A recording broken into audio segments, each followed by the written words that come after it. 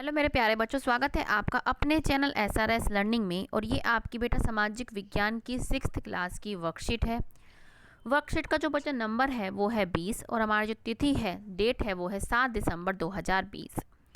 इसमें जो आपका जो पार्ट है वो 7 चल रहा है, जो आपने पहले भी पढ़ा है कि नए प्रश्न नए विचार। आज क्या है, आज हमारा जो टॉपिक है वो है आज हमारा उपनिषद। ठीक है, जैसे आप ये देख रहे हैं इसके चित्र में क्या है, एक गुरु बैठे हैं।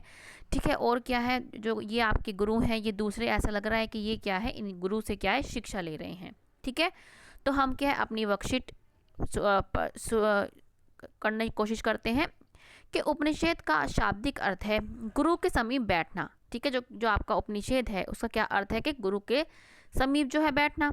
इन ग्रंथों में अध्यापकों और छात्रों के बीच बातचीत का संकलन है। मतलब इस जो ये उपनिषद है जो आपका, इसमें क्या बातचीत गुरु और अध्यापक के बीच में क्या बातचीत को बताया गया है।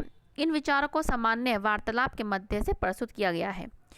अब क्या है, जिस समय बुद्ध उपदेश दे रहे थे और शायद थोड़ा पहले इन जो क्या है, जब बुद्ध थे, जब ये उपदेश दे रहे थे, और ये शायद थोड़ा पहले अन्य विचारकों ने भी कठिन सवालों के जवाब खोजने शुरू कर दिए थे। जो मतलब इनके विचारक थे, जो मतलब इनके जो विचार से मतलब प्रभावित थे, उन्होंने क्या है कुछ सवालों का क्या है जवाब खोजने की कोशिश की। जैसे कुछ सवाल क्या थे कि मृत्यु के बाद जीवन के बारे में जानना चाहते थे। वो जानना चाहते थे कि मतलब मृत्यु के बाद जीवन का होता क्या है। कुछ ये जानना चाहते थे कि यह क्यों किए जाते हैं।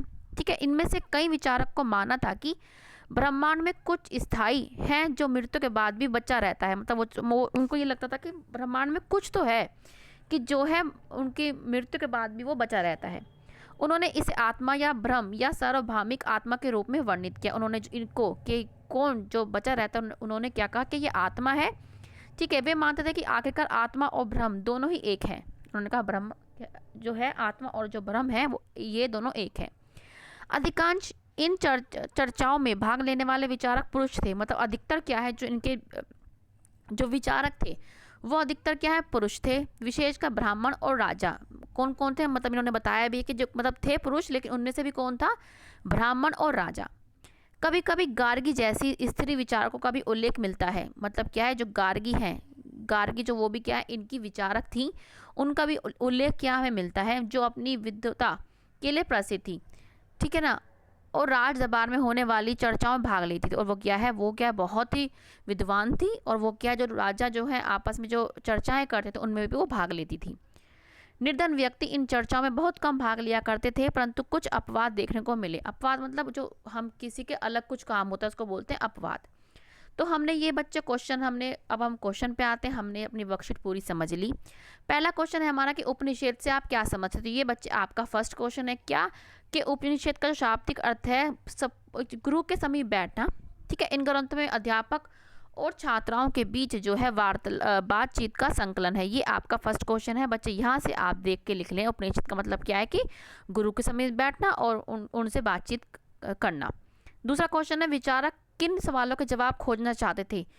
तो ये आपके लिखा है पहला कि कुछ विचारक खोजना चाहते थे कि मृत्यु के बाद जीवन में क्या होता है, और क्या खोजना चाहते थे कि कुछ जानना चाहते थे कि यज्ञ क्यों किए जाते थे। ये दो क्वेश्चन है जो क्या है, ये खोजना चाहते थे विचारक के मृत्यु के बाद क्या होता है और यज्ञ क्यों किए जाते हैं। अब क्वेश्चन है आपका थर्ड कि उस समय की एक महिला विचारक का नाम लिखे। तो क्या है, उसका नाम है गार्गी। हमें सिर्फ नाम पूछा तो क्या है, गार्गी। वो क्या है, वो विद्वान थी, और वो क्या है, राजाओं की जो वाद विवाद या कुछ भी चर्चा होती थी उनमें क्या है वो भाग लेती थी। हमारा आंसर क्या है, गार्गी। ठीक है बच्चों, तो ये आपकी आज की 6th क्लास की बेटा सामाजिक विज्ञान की वर्कशीट है। मुझे पूरा विश्वास है आपको समझ में आई है। तो बच्चे लाइक कीजिए, सब्सक्राइब भी कीजिए, साथ में बेटा नोटिफिकेशन बेल भी दबाइएगा। मिलते हैं आगे की वर्कशीट के साथ। हमेशा खुश रहिए। कोविड-19 से अपने आप को और अपनी फैमिली को बचा के रखिए। बाय बच्चों।